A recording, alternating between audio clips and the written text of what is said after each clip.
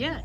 Yeah, all right, Springfield, Illinois. I'm so happy she came all the way down tonight to be here. I love her to death. If you ever go to any comedy shows up there, she's usually headlining up in that whole Chicago area. So let's hear it from Mrs. Kathy Brennan. Miss Kathy Brennan, everybody.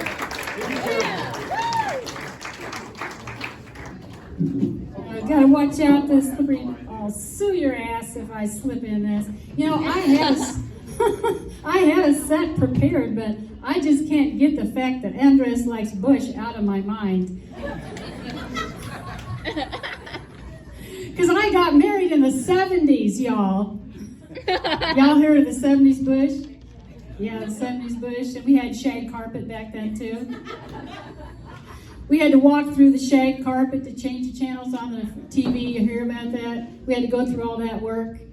Well, between the 70s Bush and the shag carpet, we had no problem finding what it was we were looking for.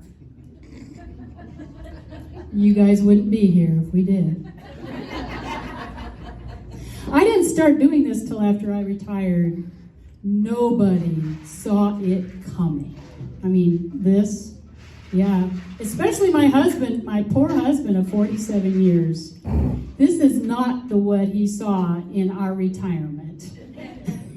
He's with me here tonight. Would you show him some support? Yeah, thank you. He always appreciates a hand job. No, seriously, job. It's a real job, that's what I mean. He could use a job. He's in the house all the time. He's underfoot. I need to get him out. He really does need a job. But I'll tell you one thing. He is older than I am, but this man knows how to get a girl in the mood. You want to know the secret? He unloads the dishwasher without being asked. Oh my God. Am I right? Am I right? Yeah. But the people I used to work with, they couldn't believe it. They said, "Hey, did you hear Kathy Brennan's doing stand-up?" And I'm like, "Are you sure that's the same Kathy Brennan we worked with?" I mean, her idea of living on the edge was parking next to a handicap spot. Made her nervous to open up a can of refrigerated biscuits. She said she felt like she cheated on her husband when she ate at Cracker Barrel without him. I know, it's this appearance that I've got. It's this older conservative white lady look I've got going on. Yeah, pretty much since I was 5 years old. Have you ever seen a woman and you think, you know, if she would just fix herself up a little bit, she could look pretty good? Well, damn it, I've tried. I've colored my hair, I've put on more makeup. I just end up looking like Elton John at a wedding in Wisconsin. Well, even back in high school, I didn't date much, not surprisingly. I was a smart, funny, nerdy girl with the zits, the glasses, the braces.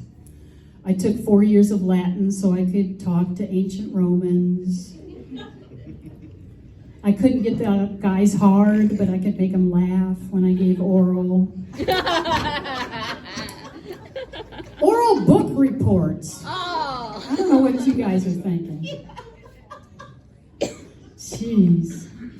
My first boyfriend said he was attracted to me because I had a bad complexion and I didn't seem to let it get me down.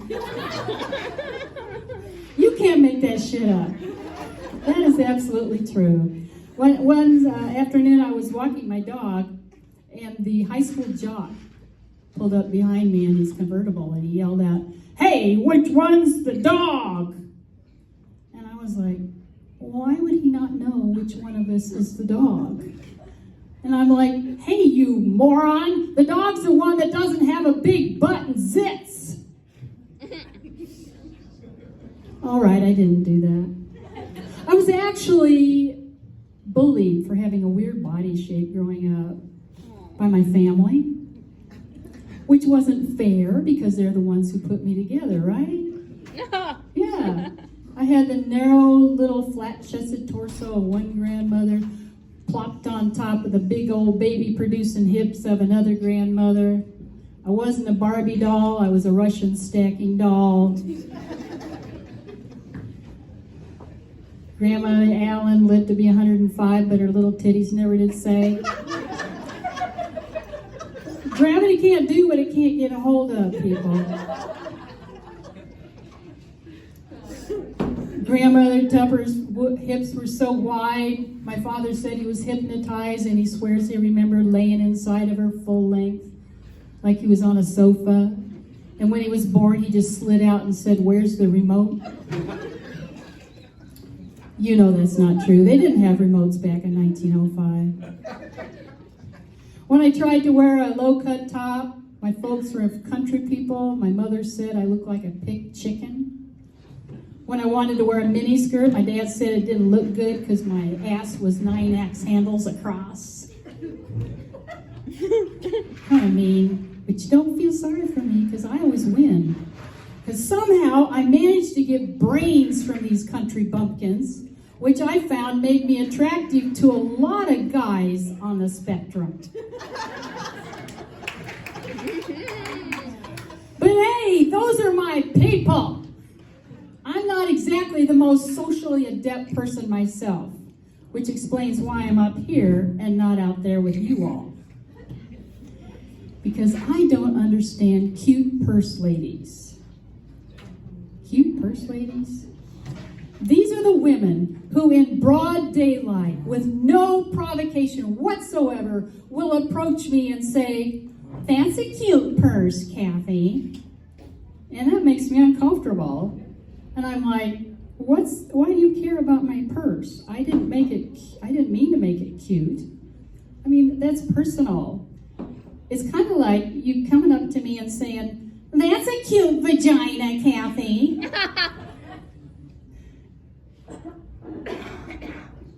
You know, you won't believe it, but this is the first time I tried this line, and I'm not sure it's working. But you know what? You're not supposed to do that in a contest. There's a similarity between a purse and a vagina. Because men need verbal cues for finding things in either one of those. Yeah. It's like, it's in that little pocket thingy right inside the opening. A little bit to the left. No, down. Yeah. I'd like to present a little more optimistic view of sex after menopause than Vincent did. Because sex after menopause is like getting an extended warranty. You can stay on the road without ever paying for baby wipes or birth control. It's just you have to keep up with a lubrication schedule, which is every 5,000 miles or 5 seconds, in my case. You know, you would think that once you couldn't pop a baby out, that things wouldn't feel good anymore because it doesn't need to feel good, because the reason your parts feel good is to keep the human race going. Really, that was the original reason for it. And so you can't pop a baby out. It doesn't need to feel good, but it still feels good. We are like the toaster. You know, the toaster, when that little mechanism that shoots your Pop-Tart out doesn't work anymore. But we still heat up. There's still electricity in the house, y'all. There's just one thing that I miss is PMS. Why? Because PMS is the one time that a woman can be certifiably insane without risk of institutionalization. Because by the time they get the paperwork done to get you committed, you're over it. And they just have to start all over the next month. I mean, you'll hear your husband on the phone talking to the priest and saying, "Yeah, Fada, I guess we're not going to need the exorcism this month, but just hang around, maybe you can cast out a few demons." When I had PMS, I was focused. A lot of women kind of lose their focus, but I had razor sharp focus. I had wit. I said things I wouldn't say otherwise. I worked at a residential school for kids, and the cook there bullied me relentlessly. Tish and I were like from different worlds.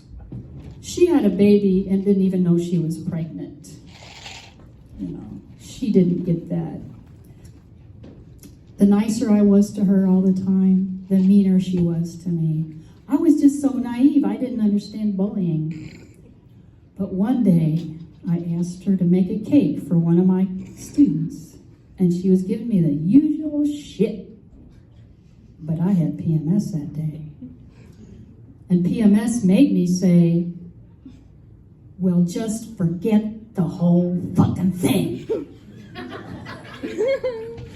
And she went, Kathy. And I went,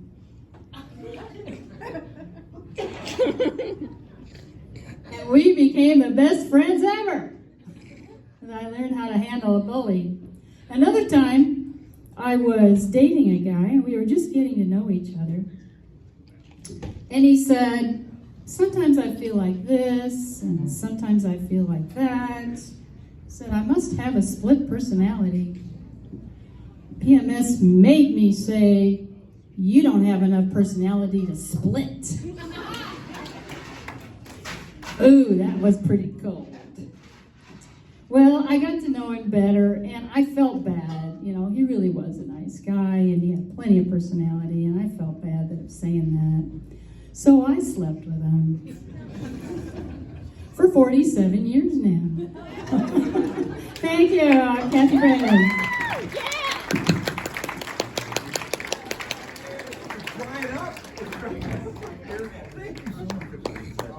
Kathy Brennan, everybody! Kathy Brennan!